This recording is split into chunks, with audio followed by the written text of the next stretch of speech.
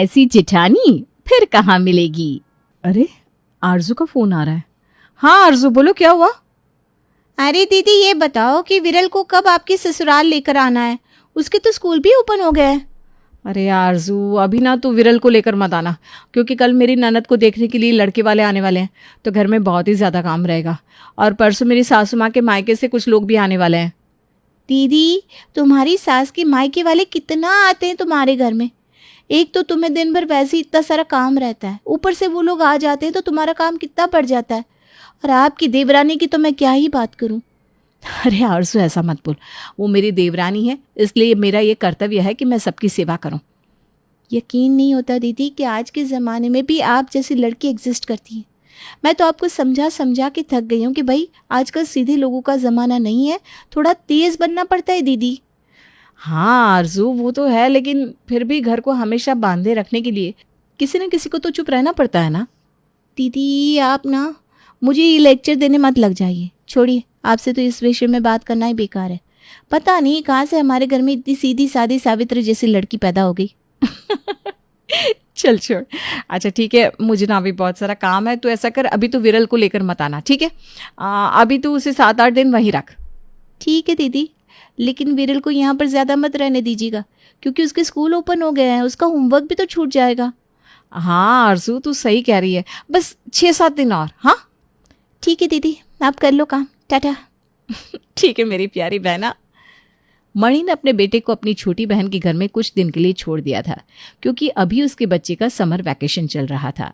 थोड़ी देर बाद, भाभी आप कुछ कर रही हैं क्या? अरे आप तो आटा गूंथ रही हैं। अच्छा रहने दीजिए। अरे नहीं नहीं शीतल बोलो ना, क्या बात है, कुछ काम है क्या।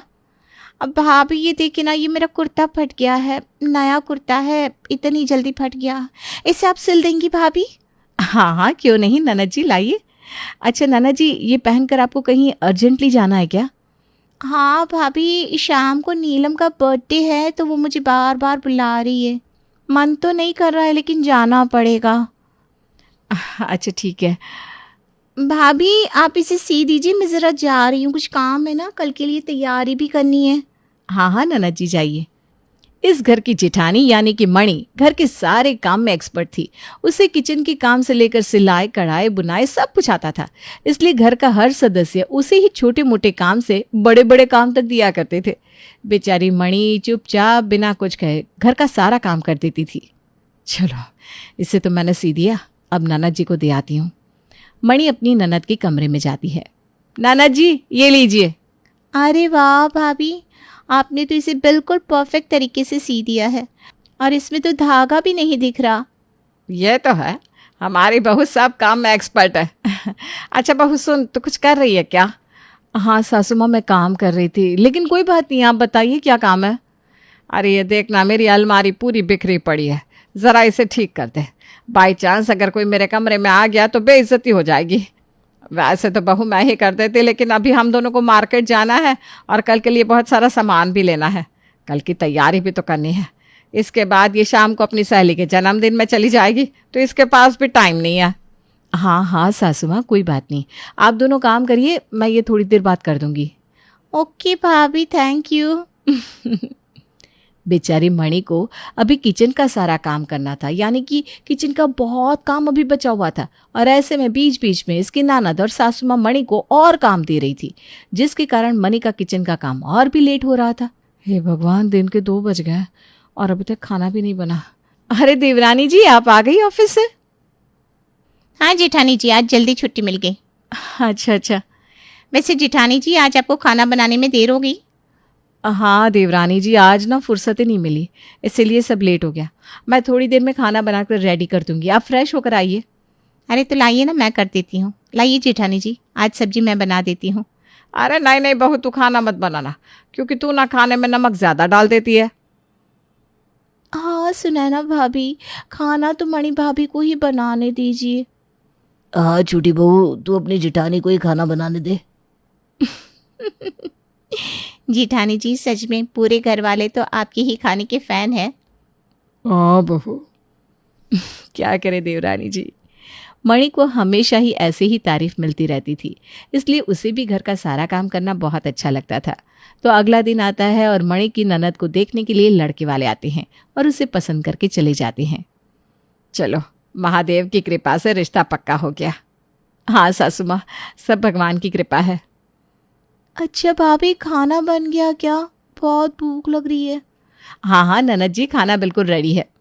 बेचारी मणि सुबह से काम में लगी हुई थी और उसके बाद जब शीतल को देखने के लिए लड़के वाले आए थे तब भी उनकी खातिरदारी में लग गई थी।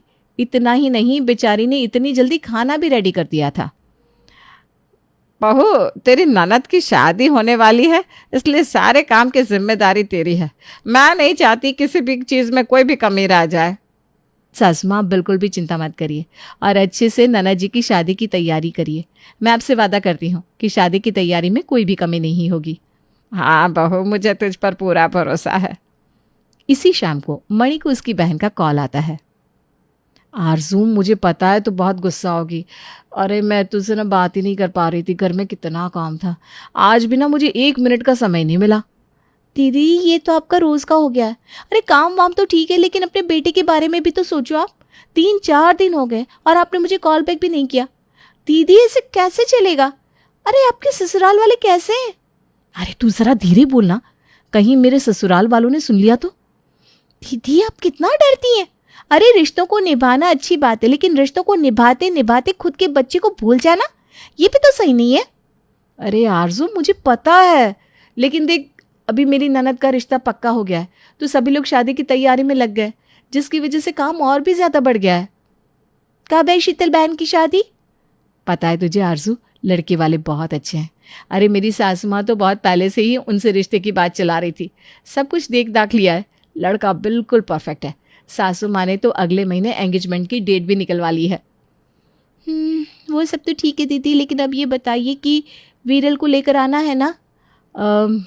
हाँ, आ जा तू। ओके दीदी, ठीक है, मैं फ़ोन रखती हूँ। मुझे विमल को नाश्ता देना है। अभी ना मैं चाउमीन बना रही हूँ, बस पक गया है। हाँ हाँ दीदी, अच्छा रखती हूँ, सासू माँ आ रही हैं। अगले दिन ज्वाला देवी के मायके से कुछ लोग आते हैं। बहू देख तो, मयंक को पास्ता खाने का मन कर रहा है, ज़रा पास्ता बनाना। जी सासू माँ। मणि बेचारी वैसे ही सुबह से खाना बना रही थी, घर की साफ सफाई कर रही थी और तो और मेहमान के आने पर उनकी खातिरदारी में लगी हुई थी। वहीं उसकी सासू माँ उससे एक्स्ट्रा डिश बनवा रही थी, बिना ये समझे कि उसकी बहू भी एक इंसान है। अरे वो भी तो थक चुकी होगी। मयंक बेटा, ये लो। Thank you. अरे मामी जी, क्या हुआ? कमर में दर्द हो रहा है क्या? आज ज्वाला सफ़र करके आए ना, तो कमर बहुत दर्द कर रहा है। अच्छा रुको। मणि बहू। जी माँ जी। अरे इनके कमर में बहुत दर्द हो रहा है, बेचारी इतना लंबा सफ़र करके आई है, ज़रा इनकी मालिश तो कर दे। अरे ज्वाला रहने दे, मैं मूव लगा लूँगी, बेचारी वैसे ही सुबह से काम में लगी हुई है। अरे नहीं नहीं, कोई बात नहीं, आप इतना लंबा सफ़र करके आई हैं, मालिश कर दूंगी तो आराम मिलेगा ना। अरे नहीं नहीं बहू। अरे नहीं, कर देती हूँ ना। और मणि ज्वाला देवी की मामी की मालिश कर देती है, जबकि बेचारी खुद ही बहुत थकी हुई थी। हो गया बेटा, हो गया। जी। इसके बाद मणि अपने कमरे में जाती है और सो जाती है। बेचारी बहुत थक गई थी, इसलिए उसे 5 मिनट में ही नींद आ जाती है। अरे मणि सुनो तो, अरे इतनी जल्दी सो गई, अब क्या करूं? अब इन शर्ट को मुझे खुद ही प्रेस करना पड़ेगा। अगला दिन आता है और मणि फिर से अपने मेहमानों की खातिरदारी में लग जाती है। ऐसे ही 5 दिन बीत जाते हैं। वहीं उसका बेटा भी अपनी मौसी के साथ घर लौट आता है। मम्मी, मैंने आपको बहुत याद किया। मैंने भी तुझे बहुत याद किया बच्चा। अच्छा, तुझे भूख लगी है क्या? सब अपने बेटे से ही पूछ लोगी या मुझसे भी पूछोगी? अरे बताना, तुझे क्या खाना है? दीदी, मुझे कुछ नहीं खाना, आपने जो बनाया है वही खिला दो मुझे, क्योंकि मुझे पता है आपको अभी बहुत सारा काम होगा। ऐसे में मैं आपका काम बढ़ाना नहीं चाहती। विरल तो बच्चा है, उसके लिए कुछ बनाना है तो बना दो आप, या फिर मैं बना दूँ? हाँ आरजू, तू इसके लिए सैंडविच बना देना। ओके दीदी। इसके बाद दोनों अपने अपने काम में लग जाती हैं। दिन ऐसे ही बीतते रहते हैं और एक दिन, अच्छा आज तेरी छुट्टी है ना, तो ऐसा कर अपनी जेठानी जी के साथ मिलकर ये मालाएं सी दे और ये चावल भी बिन देना। अच्छा सासू माँ। काम देकर ज्वाला देवी चली जाती है। क्या हुआ देवरानी जी? जेठानी जी मैं ये काम तो कर देती, लेकिन मुझे ना एक फ़ाइल कंप्लीट करनी है। अगर मैंने वो फ़ाइल कंप्लीट नहीं करी तो बॉस मुझे बहुत सुनाएंगे। आपको पता है ना ऑफिस में कितना काम होता है, छुट्टी भी छुट्टी नहीं होती हमारी, कोई ना कोई काम तो रह ही जाता है। अरे देवरानी जी, तो आपको चिंता करने की क्या ज़रूरत है, आपकी जेठानी है ना, आप चिंता मत करिए। मैं ये सारे चावल बिन दूंगी और ये मालाएं भी बना दूंगी। लेकिन जेठानी जी इस काम में तो आपको 3-4 घंटे लग जाएंगे और अभी आपको खाना भी बनाना है। अरे आप चिंता मत करिए, सब्जी बन गई है, मुझे बस रोटियां बनानी है। 1 घंटे ये करने के बाद रोटियां बना दूंगी और इसके बाद फिर से ये कर दूंगी। पक्का ना? कर लोगी ना आप जेठानी जी? अरे हाँ हाँ पक्का मेरी प्यारी देवरानी। अब आप जाइए अपना ऑफिस का काम पूरा कर लीजिए, क्योंकि मुझे पता है ऑफिस के काम में कितना सर दर्द होता है, बाप रे बाप। वो तो है। अच्छा ठीक है, आप जाइए। फिर क्या, सुनैना अपने कमरे में जाती है और लैपटॉप के सामने बैठ जाती है। वहीं मणि भी अपने काम में लग जाती है। मणि अक्सर ऐसा किया करती थी। वो अपनी देवरानी की प्रॉब्लम को समझती थी, इसलिए उसका काम भी खुद ही कर दिया करती थी। ये कहना गलत नहीं होगा कि मणि एक समझदार जिठानी और बहू थी। कुछ दिन बाद शीतल की एंगेजमेंट का दिन आता है। शीतल की एंगेजमेंट में मणि की छोटी बहन भी आई थी। दीदी दीदी। हाँ दीदी कितना काम कर रही हो, जरा मेरी बात तो सुनो। हाँ बोल ना। कल आपने मुझसे कहा था ना कि मैं आज विरल के पेरेंट टीचर मीटिंग में चली जाऊं। हाँ तो क्या हुआ, टीचर ने कुछ कहा क्या तुझसे? अरे दीदी कुछ नहीं, बहुत कुछ कहा। इसकी इंग्लिश, मैथ, हिंदी सारे टीचर बस इसकी कंप्लेंट कर रहे थे। सभी बोल रहे थे कि आजकल ये स्कूल में बिल्कुल भी ध्यान नहीं देता और ऊपर से इसका होमवर्क भी कभी कंप्लीट नहीं होता। और टीचर बोल रही थी कि अगले हफ्ते इसका टेस्ट है। आपको पता है ये बात? अरे नहीं, ये तो मुझे नहीं पता था। तू चिंता मत कर, मैं इसे पढ़ा दूंगी। क्या बात कर रही हो दीदी आप? आपको घर के काम से फुर्सत ही नहीं मिलता, आप इसको कब पढ़ाएंगी? तो ऐसा करना आरजू, तो पढ़ा देना प्लीज़। दीदी मैं इसे कैसे पढ़ाऊंगी, मेरे तो खुद के एग्जाम से अगले हफ्ते। तो अब क्या करें? दीदी आप ना बच्चे के भविष्य के साथ खिलवाड़ कर रही हैं, उसकी छोटी छोटी बातों को इग्नोर कर रही हैं। लेकिन आपको ये नहीं पता ये सारी बातें धीरे धीरे बड़ी बन जाती हैं और बच्चे के दिमाग पर असर डालती है। दीदी आप ना अब कोई बहाना मत करिए और अपने बच्चे की पढ़ाई पर ध्यान दीजिए। और हाँ, अगले हफ्ते इसका टेस्ट है तो ये आपकी जिम्मेदारी है कि इसके नंबर अच्छे आए। दोनों बात कर रही थी, तभी थोड़ी देर बाद मणि की सासू माँ उसे बुला लेती है और दूसरे काम पर लगा देती है। पता नहीं क्या होगा विरल का। इसके बाद शीतल की एंगेजमेंट का समारोह शुरू होता है।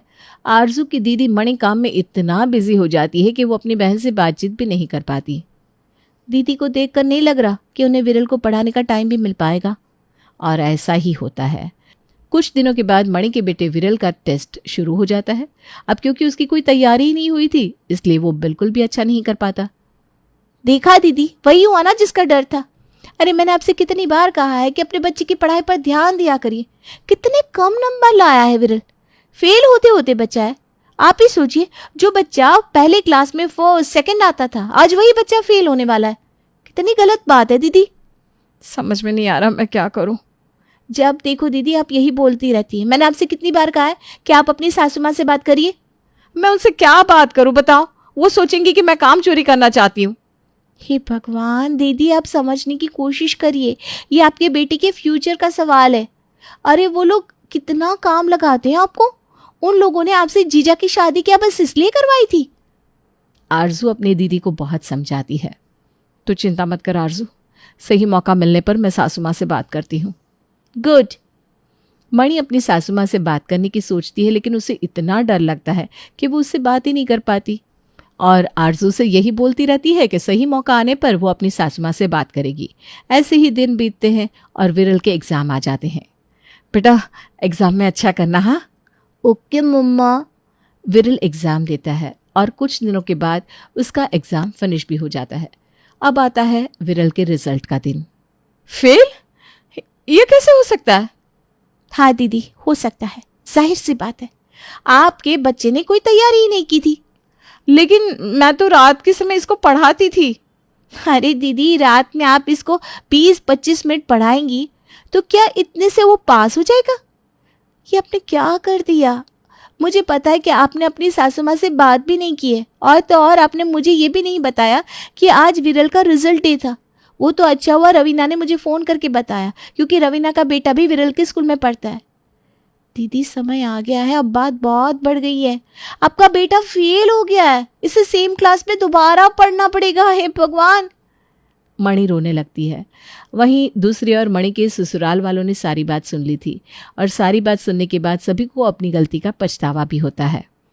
ज्वाला, ये बात सच है कि हम सब बहू को बहुत ज़्यादा काम दे देते हैं।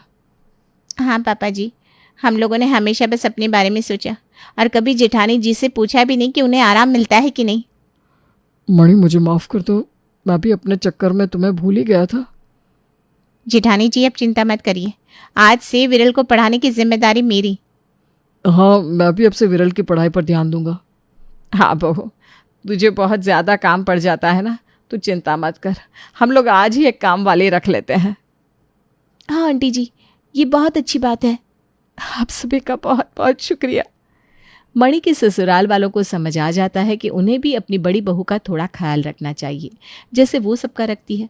तो अब सब कुछ ठीक हो चुका था और सब लोग खुशी खुशी रहने लगते हैं।